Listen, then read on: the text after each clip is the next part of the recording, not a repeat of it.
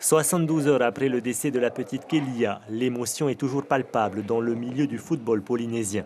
Pour son président Thierry Ariotima, il faut tirer des leçons de cet accident. Il est temps aujourd'hui que tout le monde, je dis bien tout le monde, les éducateurs, les présidents tiennent compte de ce qui s'est passé pour, à partir d'aujourd'hui, il faut vraiment qu'on soit vigilant sur des terrains pour que nos buts soient soit mis par terre, soit rangés dans l'espace où les enfants ne peuvent pas jouer.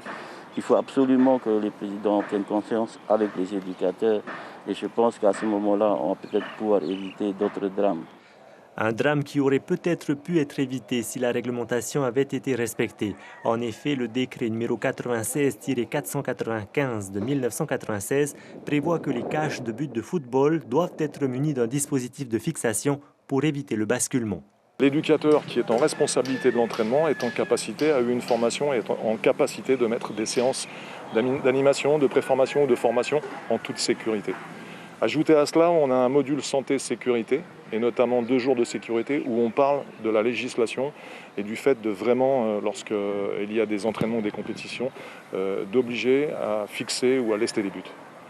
Avec l'apparition du gazon synthétique sur les terrains de football polynésiens, de nouveaux équipements ont également vu le jour, comme ici à Tiperui, avec des buts autostables entièrement mobiles.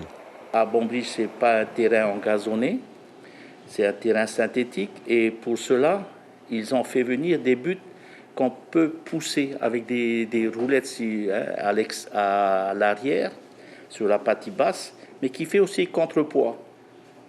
Donc, l'avenir, c'est peut-être d'arriver à cela, mais c'est valable sur un terrain synthétique. Sur un terrain engazonné, je ne sais pas si ça fonctionnerait aussi bien. En attendant la généralisation de ce type d'équipement, le président de la FTF appelle à plus de vigilance sur les terrains de football. Il doit rencontrer les dirigeants de clubs en fin de semaine.